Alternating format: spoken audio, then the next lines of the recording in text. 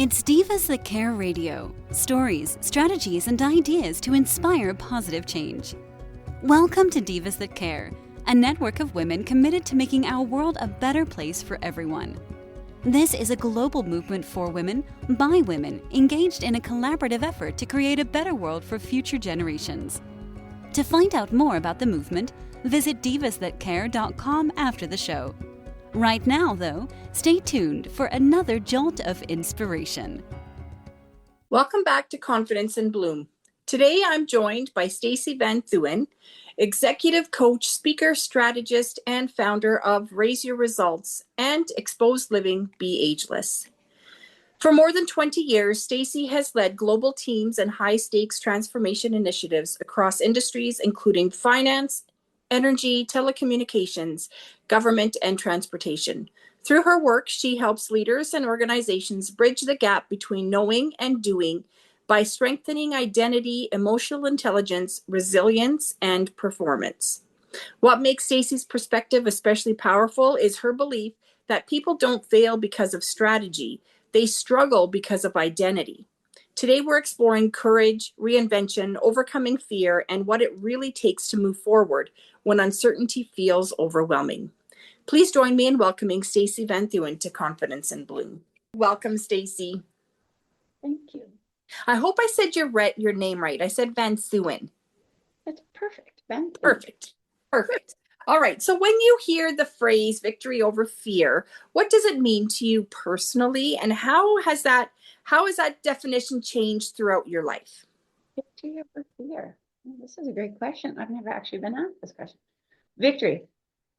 Truth. Okay, I'm going to leverage a definition of success for victory, which is because I think what one can perceive as victorious can be very different than another, similar to what does success mean. And one of the definitions of success that I've adopted is the progressive realization of a worthy goal, of a worthy ideal. So when I think of victory, it's not when I actually cross, but the decision that I made to do it, and then the commitment to keep that decision through discipline and taking action a new way. I think you're victorious and celebrating victory steps every time. And so when it's over fear, it's saying, well, no matter though I may worry or doubt this because I can't see myself or I haven't yet crossed it, but I believe in it so much that I'm going to let those victory steps propel me forward versus the fear behind, then I feel that is very victorious. When you don't let the worry or the doubt that resulted in the fear stop you from moving forward to what it is that you truly want. Right. And then those little steps of fear can be so many different things, right? For fear? Yeah. I think a lot of people, we don't understand that fear is a manifestation of worry and doubt. So a lot of people say fear will stop us. That's true.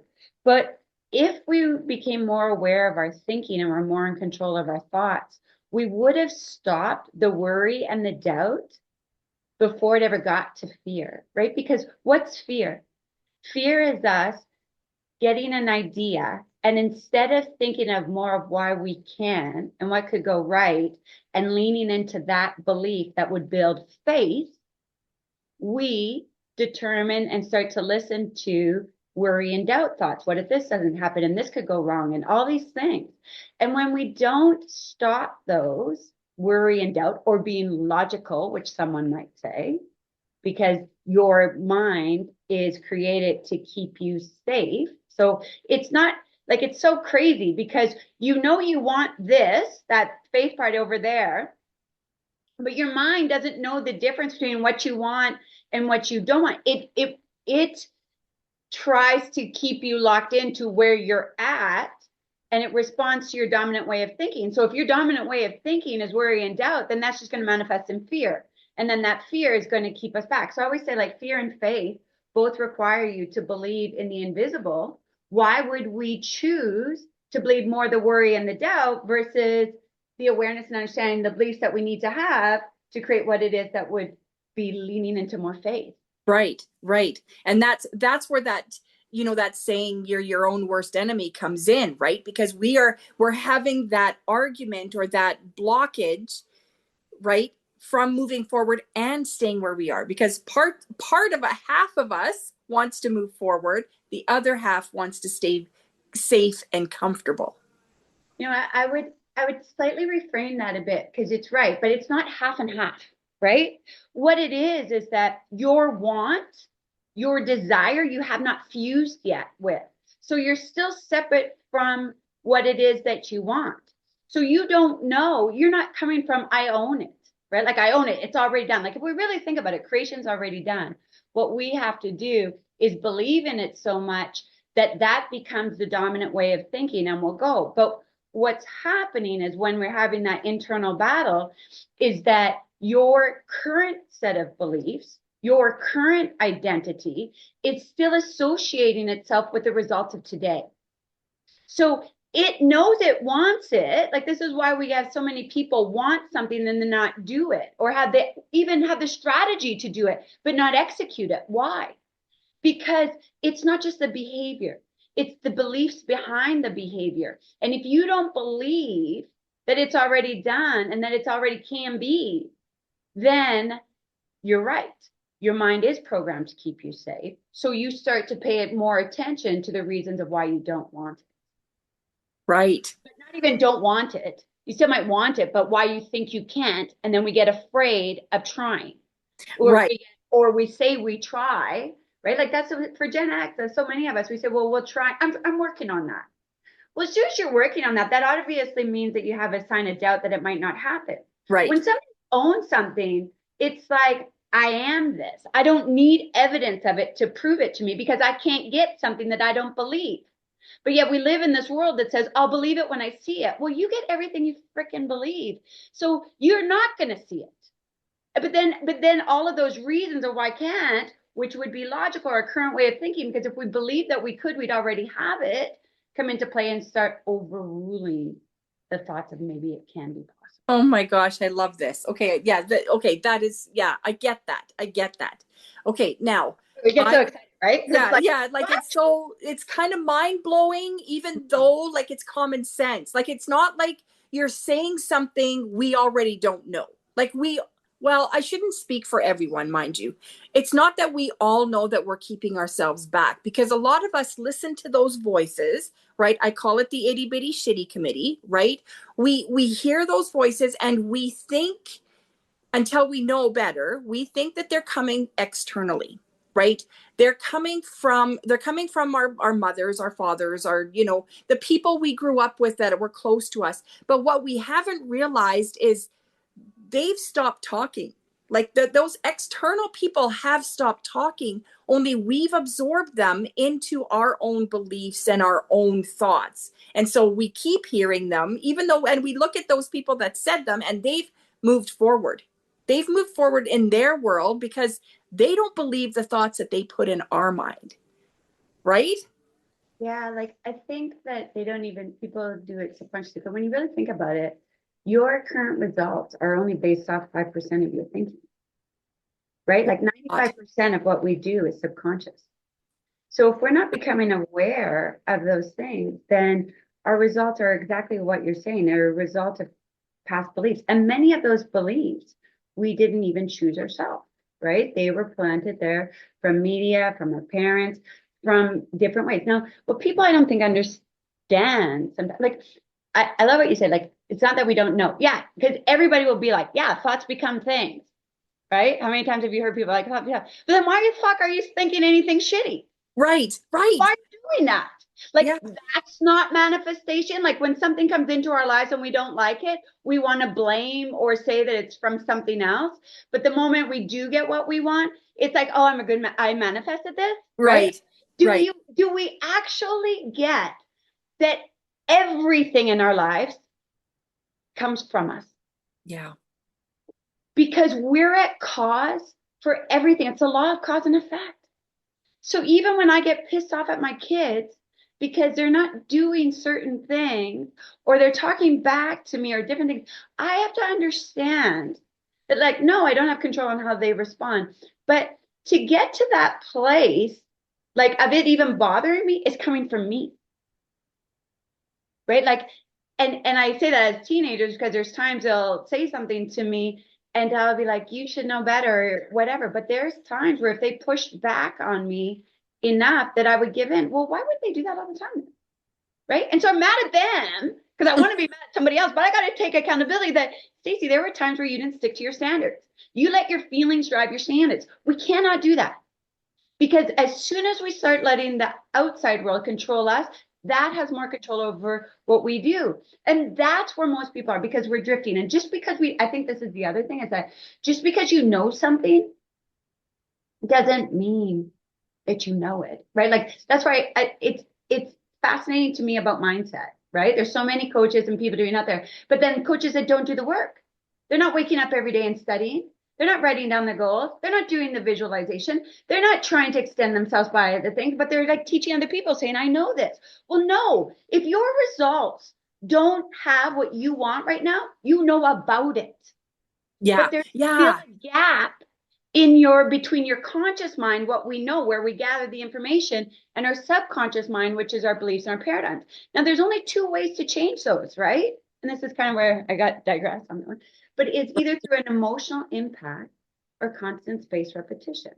So this is where many of our beliefs, we were programmed before we even had our analytical mind in there to decide, I want to accept this or not, because of what was going around us all the time. So whatever was around us and we were observing by the day as babies and up to like 6 or 7 when your analytical mind goes there, just went into our subconscious mind, right?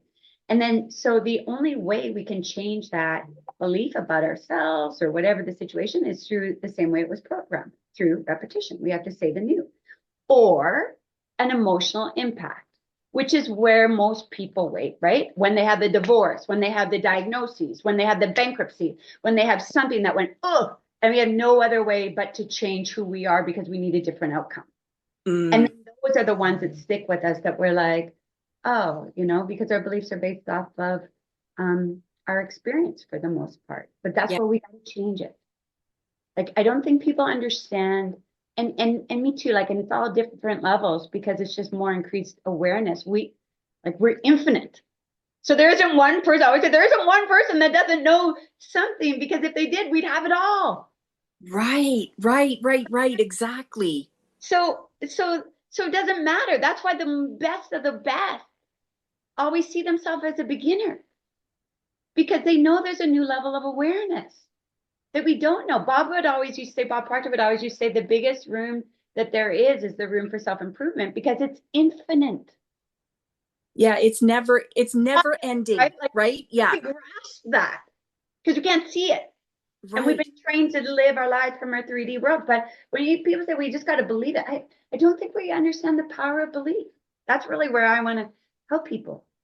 Wow, I love that. I'm so intrigued in really what that means, right? Because I mean, we all have our own definition isn't feeling right for me, but we have our own beliefs around our beliefs, right? And what that means to us is all individual, right? We could have the same belief, right? And yet if we were to dissect it, if it was possible, we would come out with a different outcome each, you and I, right? Based on our life, based on the life that we have lived. Give me an example. Okay, so I'm thinking, let's talk, okay, I'm going to just throw this because this is what came to my mind, is premarital sex. Okay. Right? So I was brought up that it wasn't allowed. Right? And yet when I looked around and I met new people, it was happening all the time.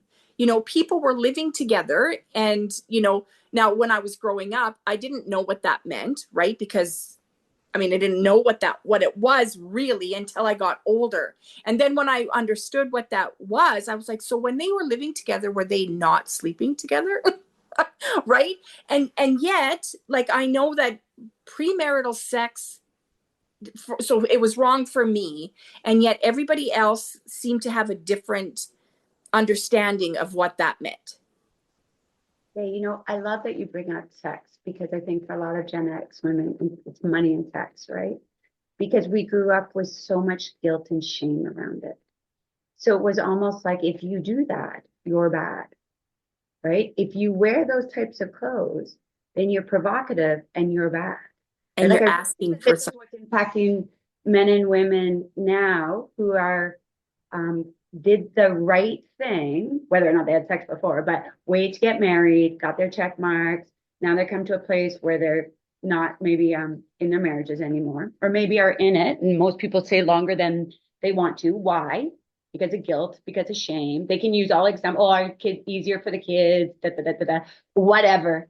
That's not true. If you really had that standard of like, I believe everything's happening for me for a reason, that this is the journey, that God doesn't judge, then like, because those are all like man-made rules, right? Like they're not, they doesn't, but if you grew up in a home that said that was wrong and people that do that are bad, then your belief believed that they were bad.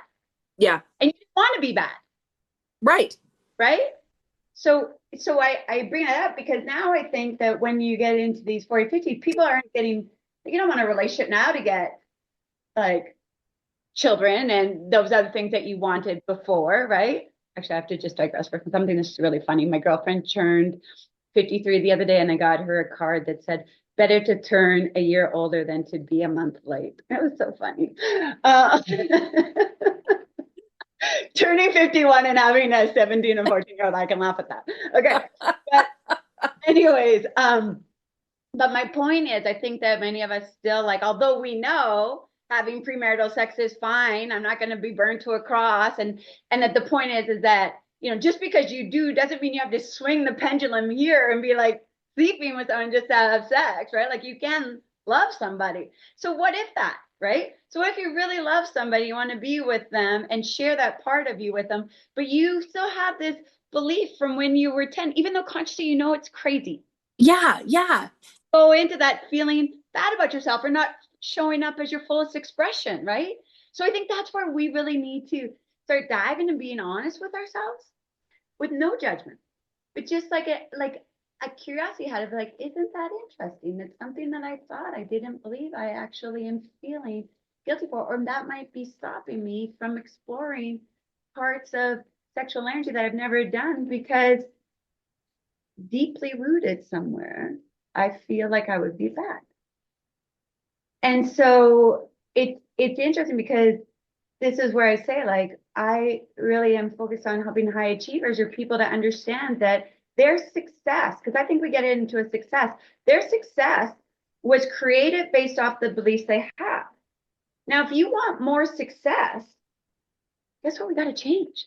That's what it comes down to, right? So that fear of believing in what you believe in, whatever it is. Okay, so this example was about the premarital sex. Now that's kind of minuscule, minimal for, you know, when we're talking business, right? But it comes down to the strength in that belief and how deep it goes to, like, how far it's going to allow you to move forward when you're looking for that victory or that success. Yeah. Right. I mean, you can use in business, a leader of people might think that people that are late are bad employees. Right. Right? Like that's Right. a good one to use because some people really value showing up on time. And if not, then you must not care. Right. Or you must be irresponsible or not responsible or whatever. Now, I'm sure there's a level of truth to that because there's a truth to like kind of what you were saying. Your beliefs are based off your own perception. Maybe that was a good perception of the situation. And like, for me, like, and as a leader, if you said to that person who was coming late, like, I need you to be on time. And then that employee says, yeah, for sure. Like, you know, they're not like, people don't wake up going, I'm going to really do a shitty job today. Right. They're just going to like do a shitty job. Yeah, I'm going to go in late. Yeah. That's not the majority of people. Right. And so they come in and they have intention to be on time. And for a short amount of time, they will be on time. But soon, after a while, they start showing up late again. And then they get pulled in, they get in trouble, and they say, why are you late? And you say, I don't know, like I've been trying. The reason that person is late, because they're programmed late. Like even those types of beliefs. And we keep trying to change the behavior without going to what's behind the behavior, which is a belief around that behavior. Right. So it's the same when people want to release weight, right? They say, I want to become this X amount of weight or whatever. Usually it's around a number versus what will that give to me? I want to be able to walk up a stairs without being winded. I want to be able to say yes to any activity that I really want to be in, right? But that weight. And even if they do it like that, lots of times they'll say that, what do I need to do to get that? So we say, ta-da, here's a strategy. You have to go to the gym 3 times a week. You can't eat over 2,000 calories. It's got to be at this, whatever. Person says, okay, they're motivated, right? So they do their best, start following it, and they get some results. So they think that that's good, and they keep going. They get to their ideal weight. They stop. What usually happens? They go right back. They get right back into the old habits and behaviors. And they go and they beat themselves up because they're like, frick, I know better. I've done this before. Why can't? And then this constant yo-yo. Well, because they're treating the symptoms and not the cause. Right. The cause is a fat identity. The cause is an unhealthy perception of themselves when it came to their relationship with food, exercise, or whatever the case may be. And motivation will get you to the start line, but it's like it is more than that takes you to the finish line to like be consistent and level it up, because our self-image sets the boundaries of what we'll achieve. So if you're attacking the behavior without at the same time like re-implementing the belief of the identity you have of yourself, then you'll always come back to it. It's like a thermostat. Right. And we got to reprogram it. Right. I love that you brought this up. So back when I was, it was 20 years ago, I did the Dr. Bernstein diet. I don't know. I know it's here in Canada. I don't know exactly where it is.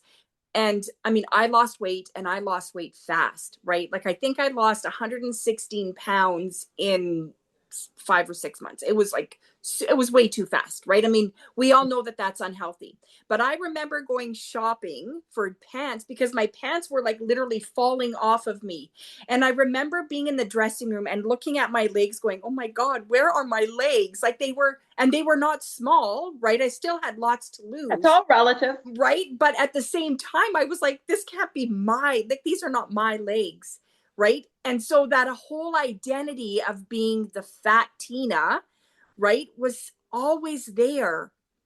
Right. And so, I knew, like I used to say, I couldn't eat a whole lot of food. Right. We were like on 800 calories a day. It was ridiculous. Right. But when I thought about it, I ate all the food that I need. This is enough for me now. And I kept telling myself that. Right. But when I'd look in the mirror, I was still seeing the old Tina. And so, of course, when I went off the diet, the old Tina came back, right? And sure enough, the weight came back plus more. And I vowed then, that's it, I'm done. Like, I'm not doing these stupid diets anymore but now, of course, now that I'm a coach, I know that, we have to part with that old identity. We have to bring that old identity to the surface, right? And allow, in my case, her, right, to embody a new identity.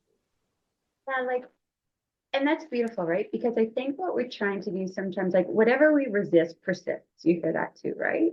Whatever you resist persists. It's like one of those, like when you're going to when you're flying the next day and you're like, I gotta get a good sleep. Oh my gosh, I gotta get a sleep. I hope I can sleep. I can't sleep. Or like, and your eyes are wide open. Hit the tree, right? Freaking hit the tree.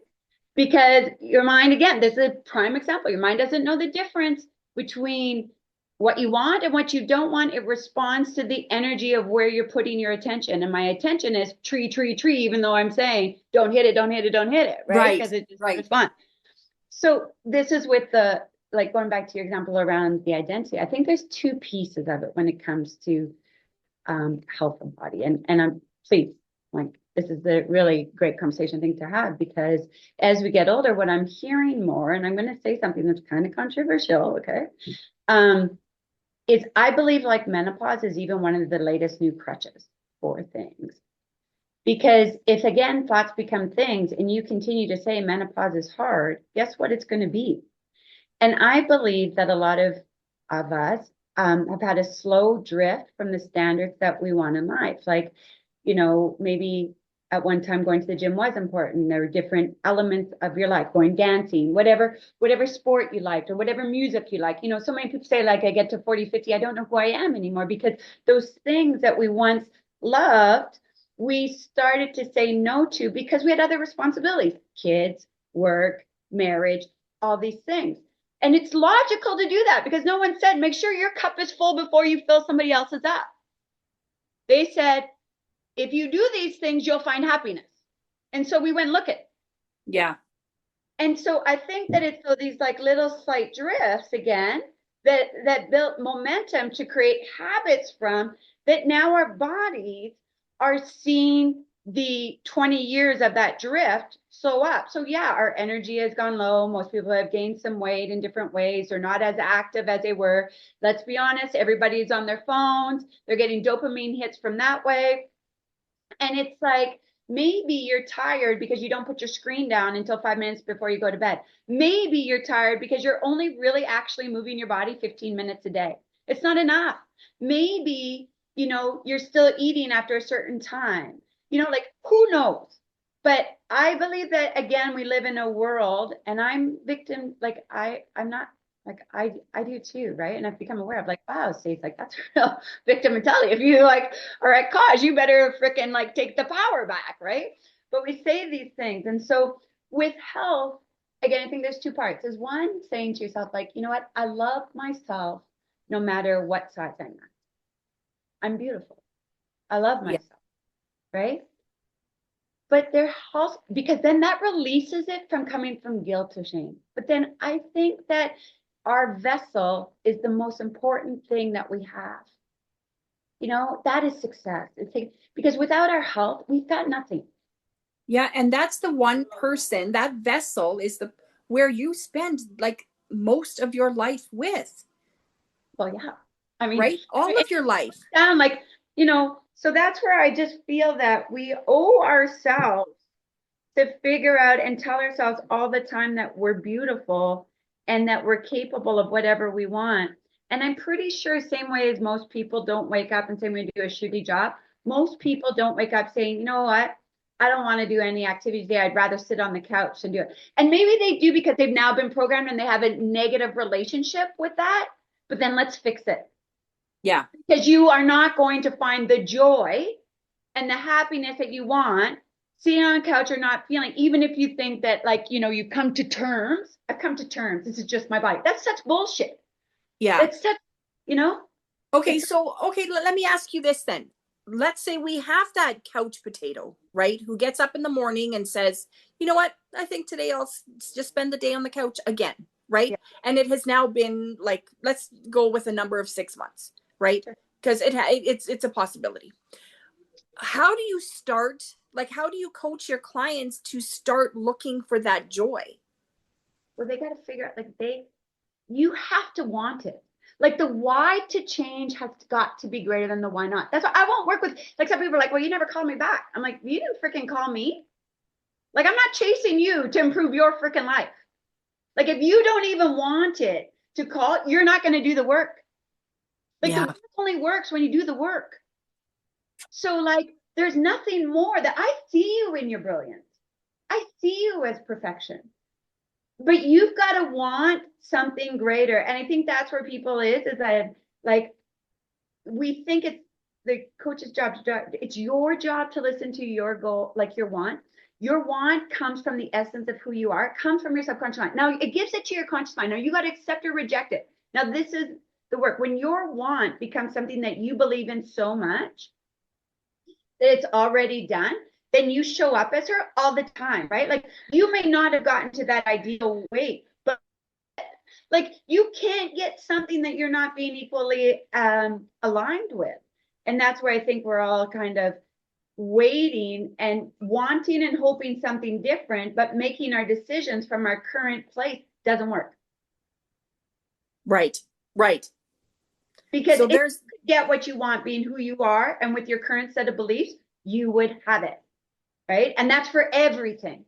Yeah. That for everything, whether it's personal or business or, money, like Yeah, like and even in business, every little category, right? Like you need to know your why, you need to know the full intention of what you're doing. And they are different, right? Your why and your intention are different. Like, I'm not sure, maybe I'm just like, my why is like, maybe I like, okay, so my why is to be the best woman I can be, to show my kids to do it. But my goal can be to live a fulfilling, my goal, I want to do what I want with who I want, when I want, as how many times as I want, right? Like, I want pure freedom in that way. And not, and I think it's about like not feeling guilt or things, right? And for me, and I know that many of the people I work with, they all have financial freedom, but they don't have that sense of emotional freedom. So it's not just about money, right? And financial freedom actually comes through emotional freedom, right? Because you become so detached to the outcome because you act with a certainty that it's already done, right? Like you work with the law of assumption and the law of detachment at the same time, which I think is where it gets a little confusing sometimes, because you're like, I got to want it so much that I let go of it. Yeah, you let go of it because you already know it's here. It's just in the 5D world, right? And we got to bring it to 3D. So you show up, you be heard today, knowing with it, because you're coming from the law of assumption that is already done. Creation's already done. And if I can see it on the screen of my mind, then I know I can create in the physical world. But I got to continue to see it on the screen of the mind, and that's doing the work, whether that's for you visualization, meditation, journal writing, there's so many different modalities. But you have to be able to do that each and every day, not sometimes. Like literally, I would say 80% in is still 100% out. And that's where I think most people live, truthfully. It's like I make a decision, and I'll say I make a decision to even just, let's continue to lose weight, because I think people do that, relate to that. I made a decision that I wanted to be healthier, but I only keep to my word in the times when it's convenient. That's not a decision. That's living from convenience. So that's not intentional. Because if you're intentional, then you set your goal on that, you adopted the identity of them, and you refuse to do anything else. A decision means death of anything opposite to what I want. So when I do that, and I believe that so much, I come from assumption, I detach that it's already here, and then I just focus on what I have to do, whether give value, whatever service to people, if it's an industry or if it was in our health, you take the actions to eat in a way that's aligned with that person, be active like that, and speak. Yeah. Okay. So I kind of went off, but like I just get fired up on it. I know. I'm like, I can feel like your passion. So, like you talk very fast, right? And this is not something that happens fast. I mean, this is something that you need to really take your time doing, right? Until it starts happening, right? Like, like you said, when you make a goal or of health, right? It doesn't happen just when it's convenient for you. It has to happen every single day, every meal, every time you have to get up and move your body, all the things that are included in your health. But once you create a system, right? And it takes a little bit of time, right? Once you got the system in place, then you get the momentum. That's when it starts to happen. That's when you can put it aside and say, it's now I'm leaving it up to whatever, the God, the universe, whatever power is going to get it to me, because now I've already done it. Like I've done the work. So you want to actually adopt that as soon as you say yeah. So right from day one, right? Because cold turkey. Pardon? Like cold turkey. Well, cold turkey in believing the belief that is required to create what it is that you want. Right. Like that's where I would say right off the hop, the reason you say I am a healthy individual who prioritizes my body, I eat, and I active in a healthy way. Whatever. Maybe you want to be really descriptive of what the health is, but then because remember we want to be really specific. Like some people, I want to earn more money. Well, they find a buck. Universe is like, there you go. There's more money. There's more money, right? So you want to be really specific. It's important that we're specific. Because why?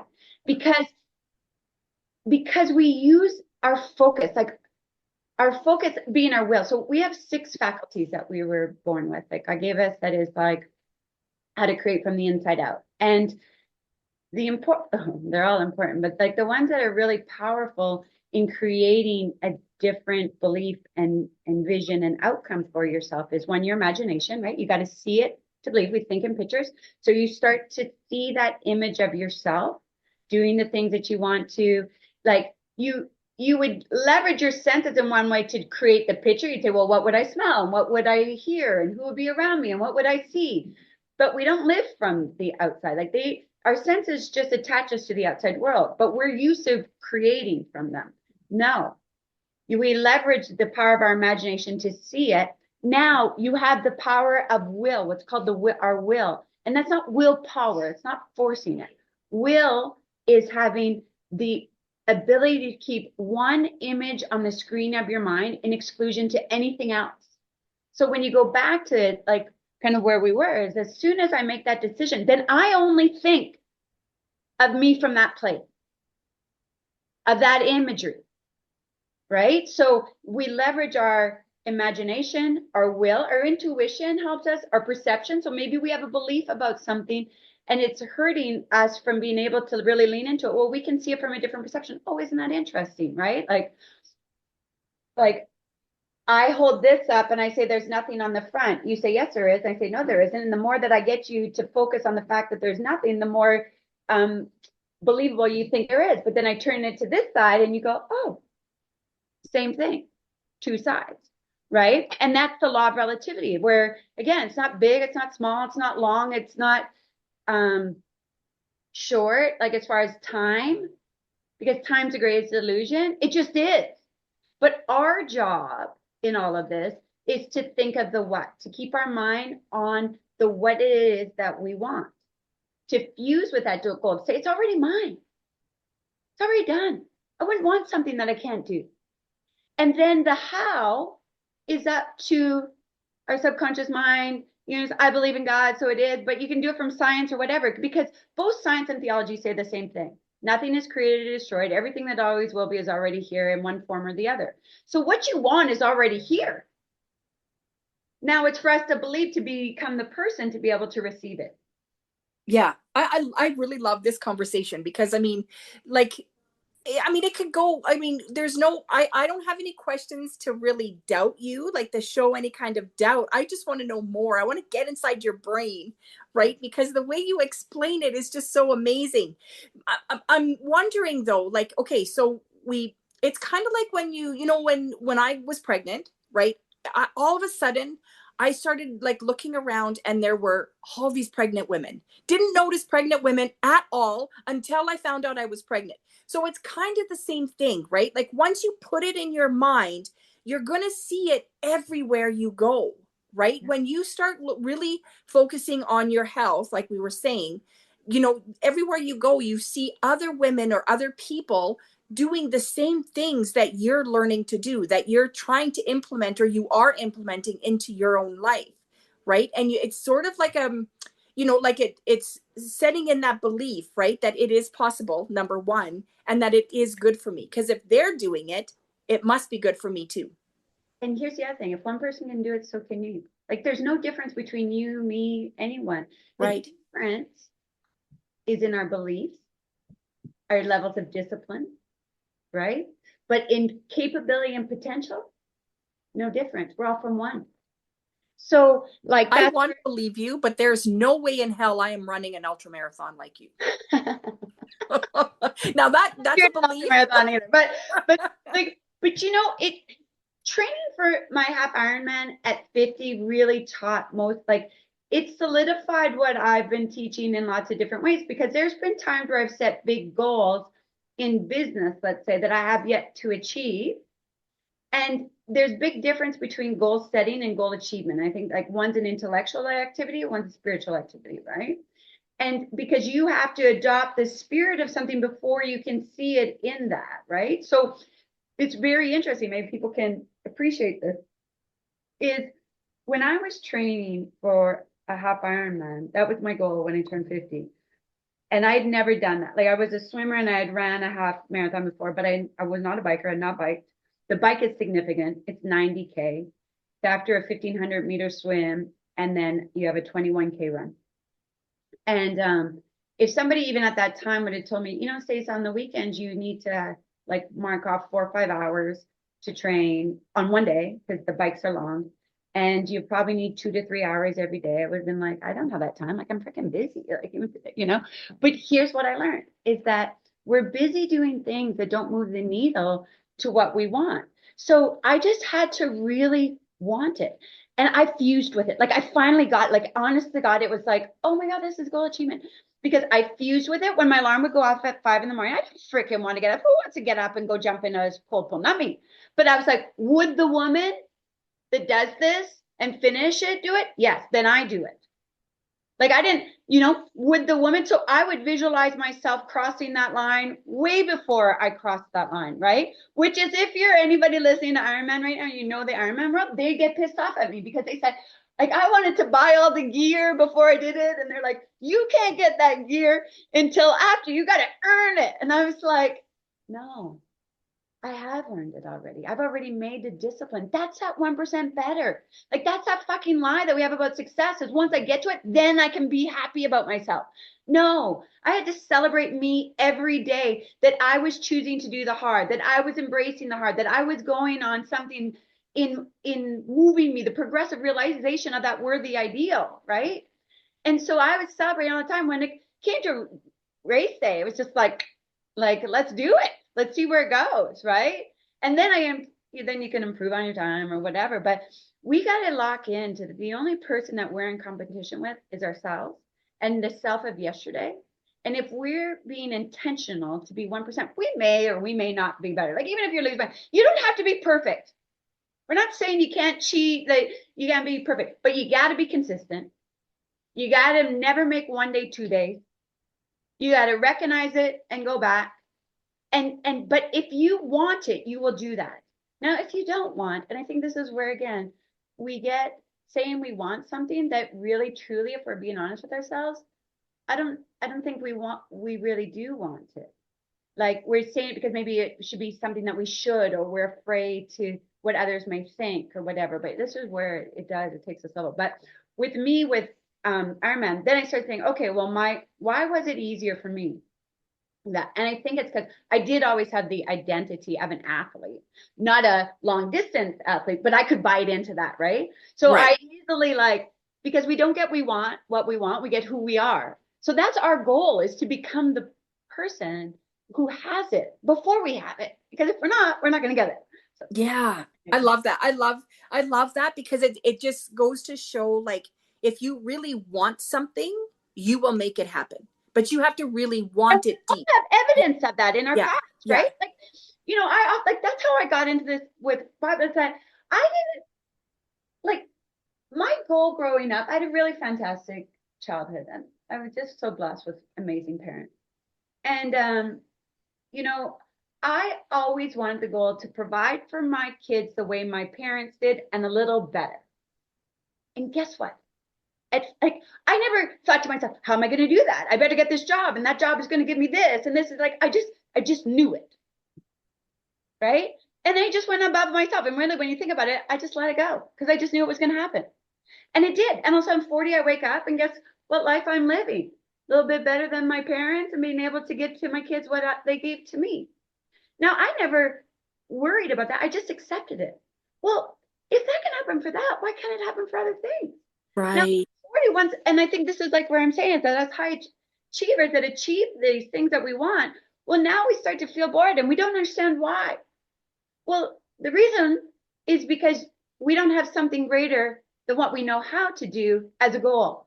And if we don't have an objective, an intention, a goal, whatever you want to call it, a vision that's greater than what we know how to do, then there's no growth. Yeah. The intention of a goal is not to get, it's to grow.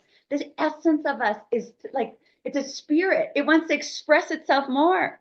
And if we're saying, oh, spirit, I only let you go this way because I need to be in control, I need to know the way. And if I don't know the strategy, then it can't be done. Then that's where we kind of miss out in more beauty in life. It's not saying you're not going to have a joyful life, whatever, right? Like, people do get shit by just forcing it. But how many people are really alive in their life? Yeah, yeah, that's a question that I ask a lot, right? How many people are on autopilot, right? Going from one day to the next, just doing what they have to do and not really feeling joy in every moment, right? I mean, there's not joy to be felt in every moment. I truly believe that, but we can feel joy even when things are shitty. Right. Like, I Yeah, mean, the attitude, right? It's easy to have a good attitude when everything's going right. The true winners in life have an even better attitude when it's not, because right. they also know the laws. And the laws say the harder the struggle, the greater the win, right? Because there's equal opposite to everything. Yeah, yeah, yeah.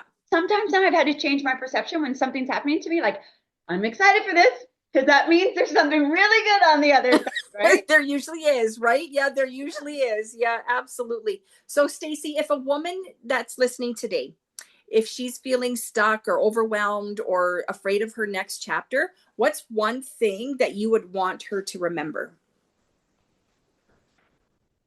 That the only limits that she has are the ones she chooses to believe. So all you got to do is like take the lid off and dare to dream a little bit, you know? And I get it. Like, come talk to someone like Tina or myself, because we're not going to let you tell you that it's not true. And, you know, sometimes we'll tell our friends or our families, and they just want to keep us safe, so they might not tell us. But this was a big realization I had: is my dreams are my own. And a lot of us look for approval outside of ourselves, right? We'll be like, that's a good idea, right? And if they say no, then we're like, really? It's not. If you think it's a good idea, it's a good idea.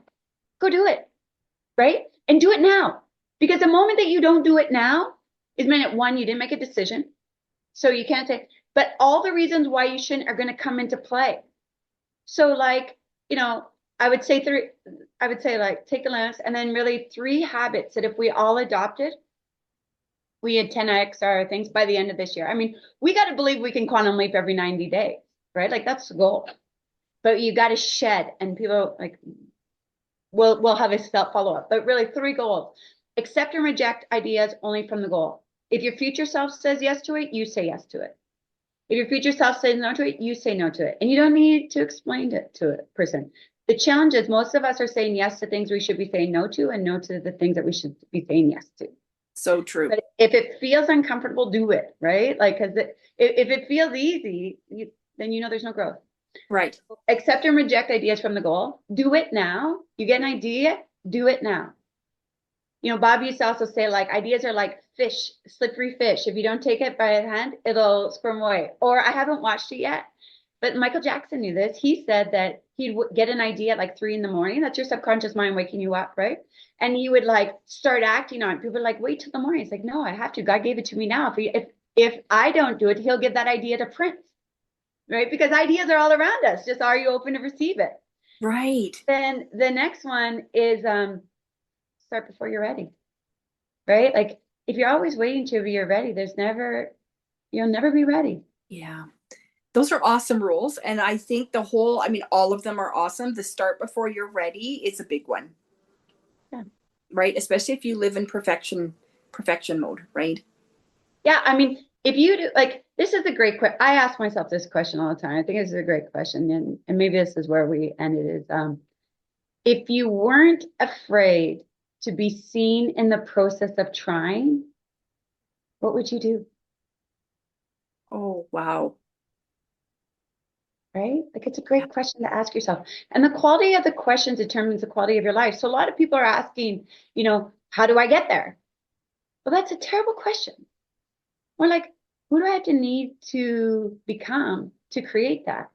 Or what would I need to believe in order to feel that that's a natural outcome for myself? You know, those like ask deeper questions, get deeper answers. You're not going to get it delivered on a platter, but you've got to become someone different. And that's when the how opens up, because now you're at a different vibration. You hear different things. Like you said, you see pregnant people because that's your reticular activating mind, right? It's the same with when people buy a car and they never see a black whatever, and all of a sudden every car on the street is that. Why? Because you tuned into that. So you got to tune into your goal. Everything's a frequency. Yeah. So if we're not getting it right now, it's because you're just on the wrong frequency. So think like, how would I get there? You can ask your subconscious mind that even when you go to bed, right? Like, it's really interesting. Like, who would be 3 people that I need to connect with that might be able to help me move in the direction of that, whatever it is. And if you get an idea, act on it, right? Yeah. If you get a name, that's like, that's what I always say with intuition, right? Because, you'll be at a store, you'll think someone's looking and you turn around and someone is looking. You're like, how did you feel? That's energy. And an energy never lies. Yeah. So it's really interesting. So I start practicing, right? Like if I think of Tina, I'm going to call Tina. And then chances are you thought of me. So I always like, Yeah. well, did you teach me? Am I hitting you? Or are you hitting me? Yeah, exactly. But I love it. I love you. This has been so awesome, Stacey. Thank you so much for joining me. I do have one question that I want you to answer. Sure. What does confidence in bloom mean to you? Well, confidence to me isn't something we're born with, right? Like we get confidence through action. And so to me, when you say in bloom, it's really the actual action of it that's going to get you there. And, I would just say, remember, like visualize that flower full bloom, that is you at full expression, own that, take a step, and you will like start to build that confidence in yourself. So confidence comes with action. So just do it. So kind of thing, the same thing that we were talking about before, right? Like don't wait till you have the confidence. If you wait to have the confidence, it's never going to come. Right. But have confidence in knowing that even if you don't get what you want the first time, that you'll get back up. Like you've survived the roughest of your days. And the times that we've gotten ahead the most are the times that we've fallen the hardest. So continue to bloom. I think maybe that's another part that I love about your word is that just because it blooms, it doesn't end. And they have to lose their petals to come back in full bloom. And the flowers, I wonder if it's going to come. It knows it. Yeah. I love that. Thank you so much for joining me today. My pleasure. So one of my biggest takeaways from this conversation is that courage isn't about eliminating fear. It's about moving forward despite it. Whether you're navigating a career change, stepping into a new season of life, or simply learning to trust yourself again, I hope today's conversation reminds you that growth often begins on the other side of fear. Thank you for listening to Confidence in Bloom. If this episode resonated with you, please share it with a friend and be sure to connect with Stacey to learn more about her work. Until next time, remember, confidence isn't something you're born with. It's something you build one brave step at a time. Thanks for listening. This show was brought to you by Divas That Care. Connect with us on Facebook, on Instagram, and of course on divasthatcare.com, where you can subscribe to our newsletter so you don't miss a thing.